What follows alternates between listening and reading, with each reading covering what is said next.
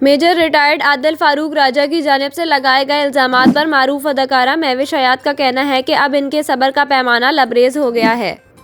गुज़िश्ता रोज़ अदाकारा महविश हयात और वकील ख्वाजा नवेद ने अदालत के बाहर मीडिया से गुफ्तगू की, जिस दौरान अदाकारा ने कहा कि जो बातें फैलाई जा रही हैं इससे मैं और मेरा ख़ानदान ज़हनी अजियत से गुजर रहे हैं।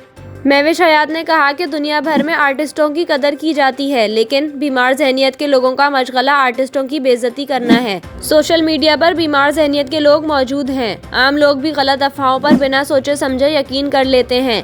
मुझे अदलिया से इंसाफ की उम्मीद है। अदाकारा का कहना था कि ख़वातीन की इज्जत करना सबकी जिम्मेदारी है। किसी के खिलाफ मुनफी मुहिम चलाना जुर्म है। सोशल मीडिया पर इन चीज़ों को आगे फैलाने वाले भी इस जुर्म के मुर्तकब हैं। ये गैर अखलाकी हरकत है, इस पर सख्त एक्शन लेना चाहिए। याद रहे कि अदाकारा महविश हयात ने मेजर रिटायर्ड आदिल राजा के खिलाफ सिंध हाई कोर्ट में दरख्वास्त दायर की, जिस पर समाअत करते हुए सिंध हाई कोर्ट ने महविश हयात के खिलाफ सोशल मीडिया पर मौजूद मवाद हटाने का हुक्म दे दिया है।